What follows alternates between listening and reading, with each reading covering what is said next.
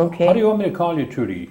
Trudell or Trudy? Trudy. Yeah, call me Trudy. I'm used to that. I like Trudy. Yeah, Yeah. that's good. Trudy, why don't you tell me your name, your date of birth, Mm-hmm. where you were born, Mm-hmm.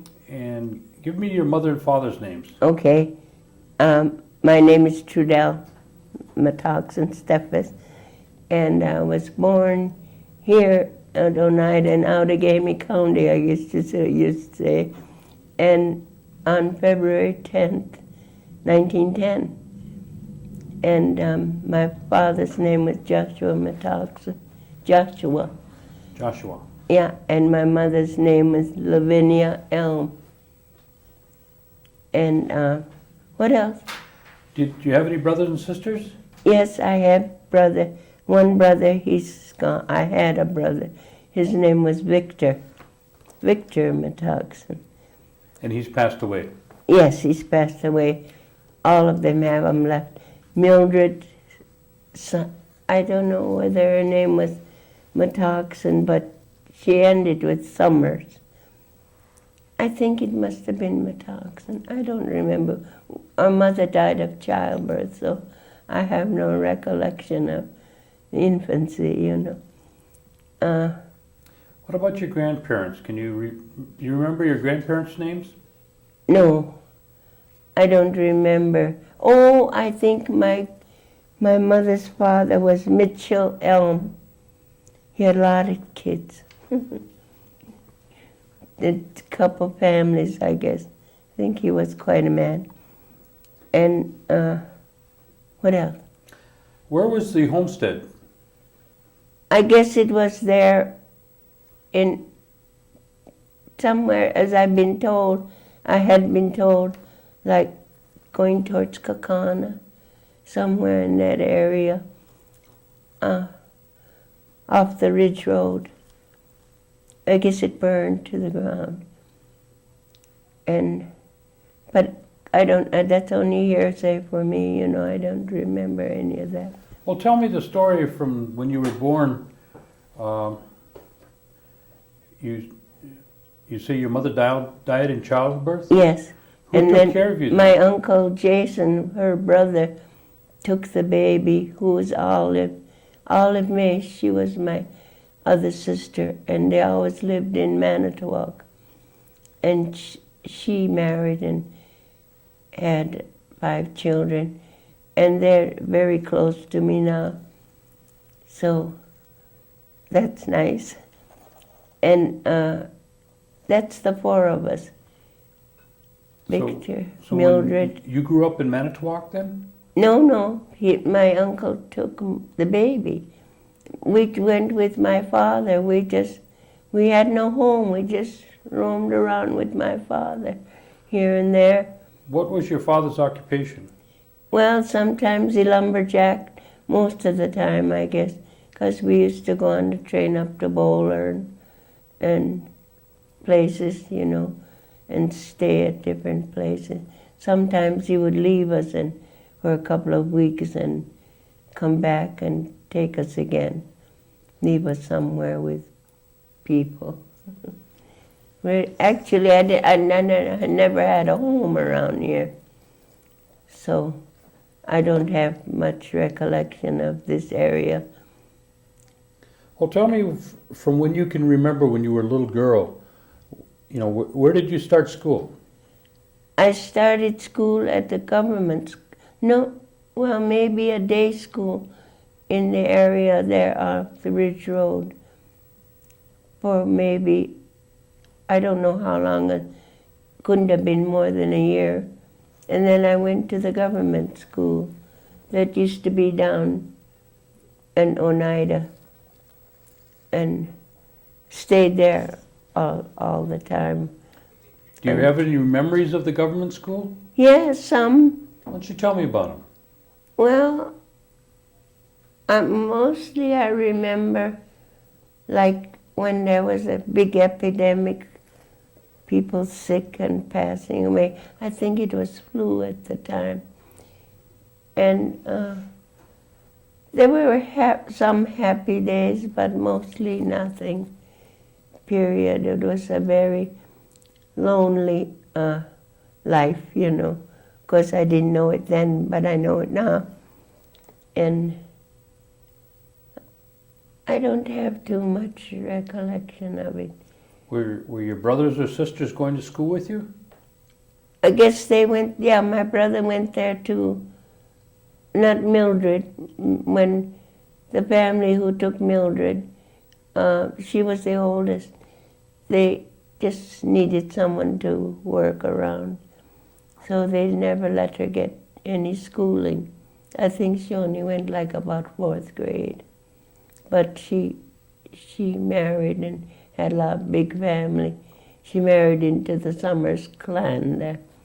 So I guess she had a fairly good life, you know. So, Well, when in the government school, how many years do you think you went there? probably until I was about 8 or 10 years old. Then I went to Tomah. And I was there. I stayed there off and on. Once in a while I got home in the summer. Well, I got around here, I should say. But most of the time I just stayed there. When you came home in the summer, who did you visit? A woman, we used to go to her home. Her name was Lena Jordan, I think it was. She had a home on the Ridge Road, and we always stayed there. My father used to take us there. And that's what we called like home, you know. So I guess I was there until I went to Tomah. How many years did you go to Tomah, do you remember? Until I was probably around 5, 6 years or more. I graduated from there, whatever. How was Tomah compared to the Oneida government school? Well, naturally I was older and I understood more, so it was more, pleasant. And Did your father, did he speak Oneida? yes, Did he teach you Oneida? no, he didn't have too much time to spend with us, But they used to sing, and they had songbooks, and I read some of them. He sang with his brothers, and they had a quartet. I think his brother Noah and another brother and a nephew. They sang all over. Do you remember anything about the quartet? I remember some of the songs. Do you? Yeah, yeah. Do you still have the songbook? I had, no, I never took it with me. That was there, belonged in that house, So I didn't take anything from that house. She had children of her own. She had a daughter and a son who also were living there. You know Garrett Johnson? I know who he is. Yeah, well, he was the brother of this Lena Jordan. So Garrett, we always called his kids, cousins. And his mother, we always called our grandmother too. So. What was his mother's name? I don't know. Oh. I You just can't called her grandma. remember. Yeah, she died a long time ago. But they lived down like towards Chicago Corners. Now, when you'd come home, did you ever come home for Christmas, or did you have Christmas at the government school? We had it at the government school. Tell me what a Christmas would be like there. Well, we got an orange and some candy in our stocking for Christmas. And that was nice, And we learned a lot of Christmas songs and stuff. The spirit was there. So, Oneidas were very poor at that time. There wasn't anything here, period. Do you remember any of your classmates from Tomah? From Tomah. Oh, I don't know. I didn't. Chippewas. I had a Chippewa girlfriend, but after we left the school, we didn't keep in touch. No contact. No. How old were you, or where did you go after you left Tomah? Well, I wanted to go to Haskell, but I had no one to send me. So then I just stayed around Oneida for a year. I stayed with my sister. She was married then. And your sister's name again? Mildred. Mildred? Mildred Summers. Okay. And then I don't know when I went to Milwaukee. But I went to Milwaukee eventually. And I was there for a few years. I got married while I was there. And I married into the Steffes family. And what was his name? Edward. Edward? Mm-hmm. Excuse me. And then I lost him. And then I went to work. I didn't know how to do anything but housework and take care of children. So I went to work for some people, and then when they went east, they invited me to go along. So I went, and that's how I got to the east, and I stayed there. Well, tell me about that. Oh, it was wonderful. Very good. Went to Massachusetts, and there I felt like I belonged, and for the first time in my life.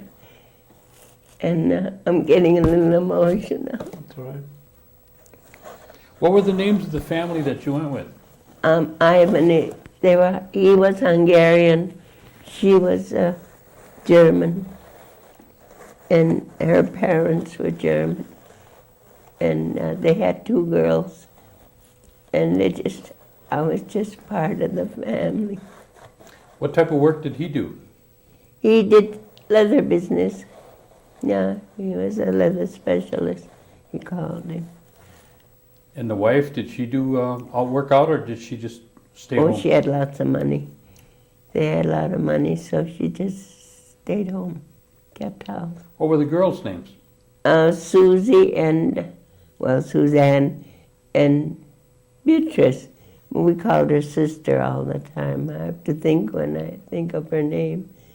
It's Beatrice, and that both parents have passed away, but Beatrice lives in Hawaii, and Susie lives in Marblehead, yeah. Marblehead, Mass. Massachusetts. Mm-hmm. What direction is that from Boston? Oh, that's north. North? No, yeah, that's North Shore. Yeah. And you were out there how many years? Oh, over 50 years.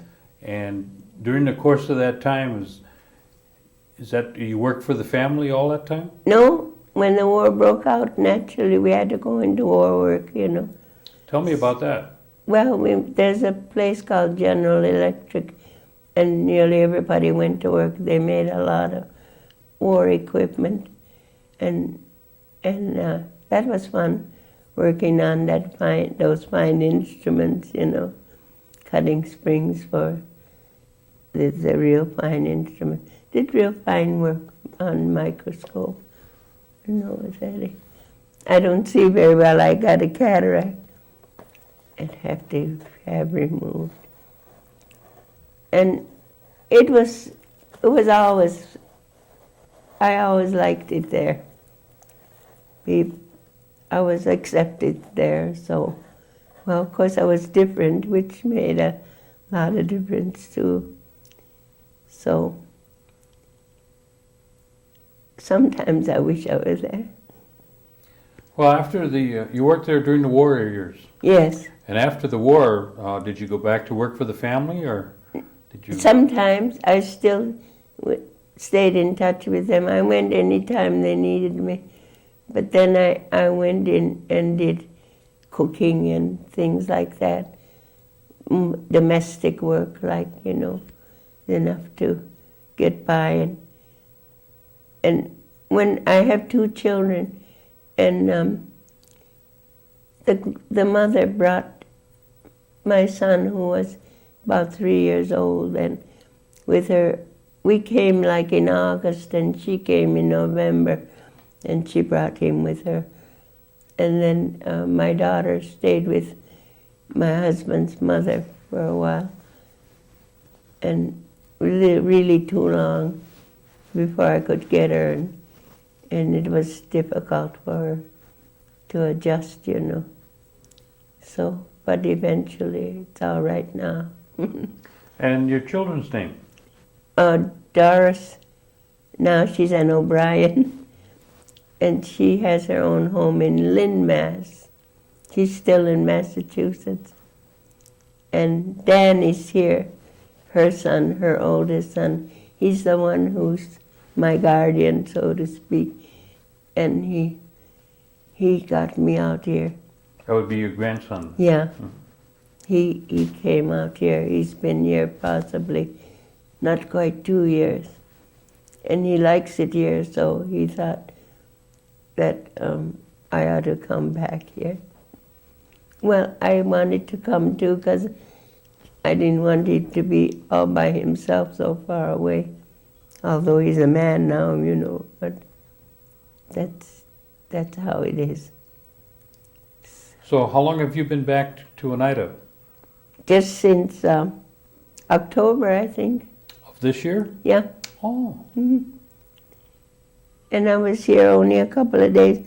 They were going to cut my foot anyway in Concord, New Hampshire. I was living there then. I have a grandchild there too.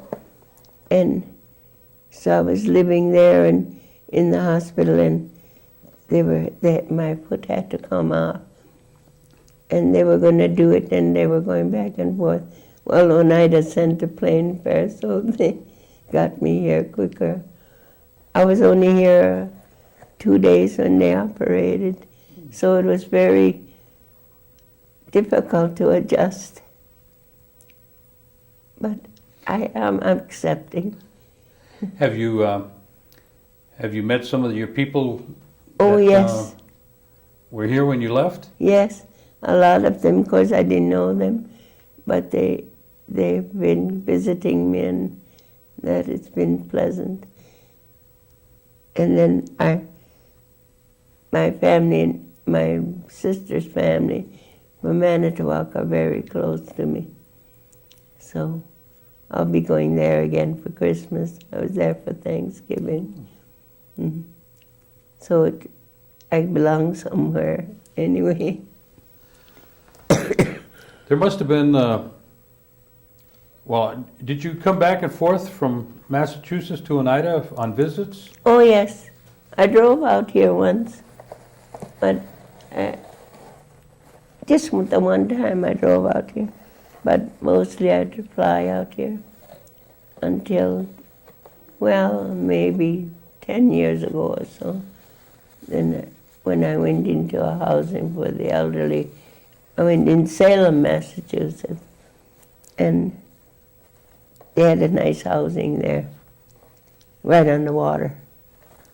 And I stayed there for about 13 years before I came here. I came to New Hampshire. I loved it in New Hampshire, where I lived, although New Hampshire doesn't do much for the elderly. But the living there was nice. And then I came here.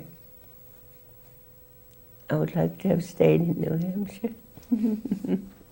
Where in that place where I lived was called the Kennedy Building. There were all kinds of people in there. And it was very pleasant. So. Did you meet any Oneidas out in Massachusetts that lived out that way? No, never met any. We saw Indians, you know. We went now and then to like a powwow or something. But they were different kind of Indians, Passamaquoddies and I can't think of it. I can't think of the name. On the Cape, you know, first they sold Jackie Kennedy some land, and then they wanted it back, and then for a while they were declared not Indian, period, but they fought and got that back. I forgot what they were. Began with N somehow. Narragansett? Narragansett? No. No? Narragansett Bay's out further. This was toward the Cape. There's quite a few tribes out there, though. Yes, there are.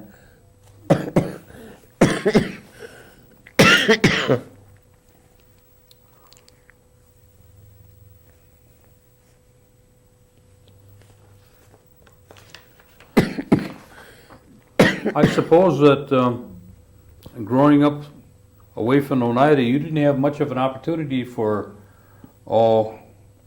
making corn soup or cornbread or... Oh, we pounded that corn when I was a kid in a hollowed out trunk there, and a big paddle with like a handle here and a bigger end, the ends, and we had to pound that corn. My father used to clean the stove and burn the ash, you know, clean everything out and burn the ash that was white, and they cooked the corn in that, and that took off the hulls, and we had to wash that. He made the baskets too, you know, you have to weave them this way so that the water runs out of them. And it's interesting now as I remember all the details of making the cornbread. It was an all-day job. Excuse me. Everything was homemade, like, you know, they'd sift the corn and get the flour and stuff like that.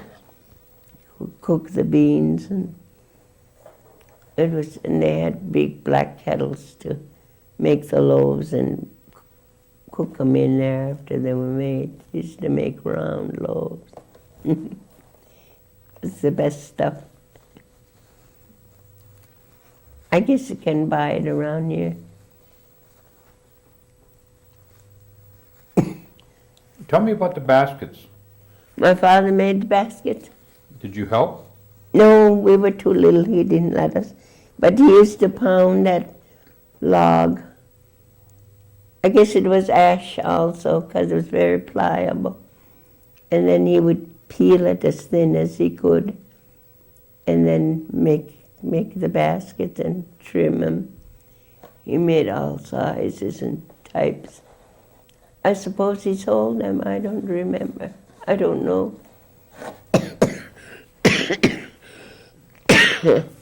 But he dyed them two colors. I guess he made the dye from the plants or trees or whatever. They made their own dye anyway. So I wish I had more of that knowledge. He made fife-two out of the pumpkin stem. He made what? Fife, to play on. Oh, okay. Yeah, Mhm. and it was out of the stem. I don't remember it, but I remember him playing it. And there's a few pleasant memories. Do you remember your father doing any hunting or fishing? I don't think so. I don't think he was a hunter. And fishing, well, there was only that, what was that, Duck Creek or whatever that goes through there, to back down, you know. Like Pampered Park? Yeah. And there never was a lot of water in there. We used to be able to jump from rock to rock on there. We'd catch rabbits too. We used to see a rabbit and we'd go in a hole, and then we'd look for the other hole, block it up and put the little water in, chase the rabbit out and catch him. Have rabbit stew. Yeah. Well, when you were at home, Were you at home at all for any of the Christmases with your family? I don't recall. I can't recall that. I think mostly it was in the government school. I just don't recall. You see your dad traveled around. Was there automobile available at the time, or did you have Yeah, horse and buggy, he had a friend who had a farm. His name was John Cornelius or something like that. I forget. And on Saturdays, they used to go to De Pere and they'd get drunk. And sometimes, one time I remember John came over, he said, I can't get my car started. And my father said, I'll start it for you. He didn't even know how, but he went out there. And he was just like that all over the road. It was funny, but in that time there was no traffic, you know. He'd go in up a field and out a field, and it was a while, I guess he didn't know how to stop it for a while. But that's the only time I saw him in a car. It wasn't his, it was his friend's. So. Well, when you were at home, when you went to town, then would be the place you'd go to De Pere most of the time? If you went shopping? We never went shopping. We used to pick beans. The truck would come after us and we had to pick beans and cucumbers and things like that all day. And we would maybe make a quarter or more. Then we had to give that to Lena Jordan. And she would save the money and she would buy material and make us clothes to go back to school with or something, you know. So that was nice. And when in the summer, when I was older, we used to go to Sturgeon Bay and pick cherries. And that was kind of fun, because I was a little older then. How many pails could you pick? As much as we could eat, I guess. But of course, we used to throw them around too. So we weren't supposed to, but we did. But I guess they made some money on it, you know, in the summer. Very poor. Made you room and board anyway, huh? Yeah. we lived in those huts like. And once we lived in a big tent, but it wasn't like an Indian tent. It was kind of square, like a tenting tent, you know, with another family. But that was fun, because I was maybe not teenage yet, but close to it. You could still get into mischief then. Yeah. Right? Yeah. And some of the recollections are pleasant, fun. You know, you always, if you were in a car, you always run out of gas. You always had to push the car to the next gas station. Or not the gas station, just a pump, gas pump. But they were a lot of fun sometimes. What about hobbies? Did you have any hobbies that you worked on? No, I didn't have any hobbies because I don't think we knew what they were at that time. And I don't know if we had anything. I suppose if I had any brains, I would have learned something from my father, you know. But I didn't. You talked about when you lived in Boston that there was a lot of activities that you could go to. Tell us about some of those, like you went to the opera. Yeah, and it was an old opera house. Then it was, the seats were real. They built a new one a couple of years afterward. But I took my son to the Gilbert and Sullivan shows, and then I saw one opera. I didn't really understand, but the Ibanez tried to explain it to me. It was Traviata, and that was nice. I guess I learned a lot more from the Ibanez family than anybody, you know. And then there was a Boston Garden where they had shows like sportsman shows and things like that, and we could go there, you know, we paid our entrance in, and they had rodeo there, and they had ice skating, you know. Did you ever hear Sonia Haney? Mm-hmm. Yeah, we saw her there. I saw her there, period. That's a long time ago. And another girl from Wisconsin, I think her name was something like Alberta or something. She was very good. And she had a skating show too, once in a while at the garden. And there were a lot of places, the public park-like, but there's a pond, I forget what they call it. The swans there on the pond, and you can ride in the swan boats, and there was always somewhere to go of a Sunday if you had off, or a holiday, you know. It was a quite full life, like, and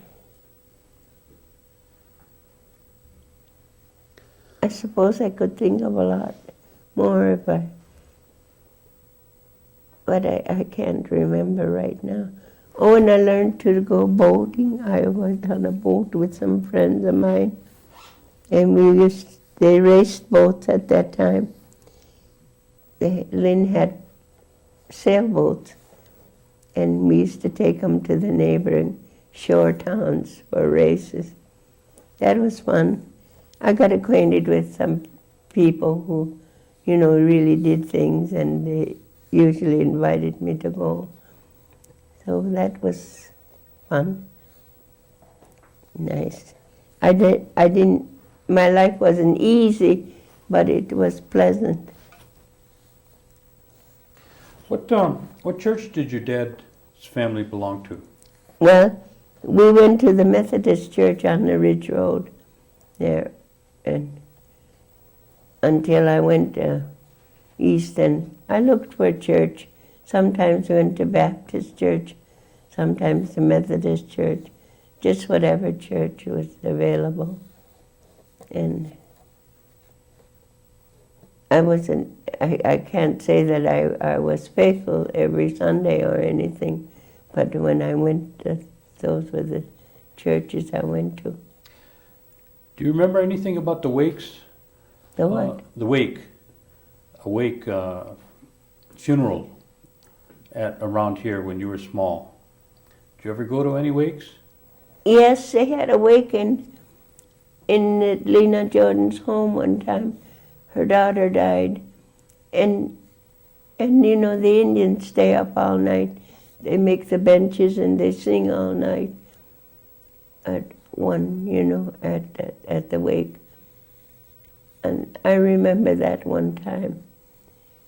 And they sat up all night, and I guess the family feeds them or somebody feeds them, and they keep singing those songs. I like those Oneida singers. Would your dad sing? Not there. No? No. He didn't sing with the Oneida singers. They had their own, that little quartet. I don't know where they sang, but they sang a lot. And that's all that I remember. Okay. But I guess that was the custom. And the Oneida singers were good at that time. I have a tape somebody gave me of the Oneida singers, but of course it's East, and you know, They sent it to me and I played it. I played it loud. The whole building heard it. But they all liked it. If you had an opportunity to talk to the youth, the young people, what kind of advice would you give them? Oh, I'd have to give that thought. But I would have to give that thought.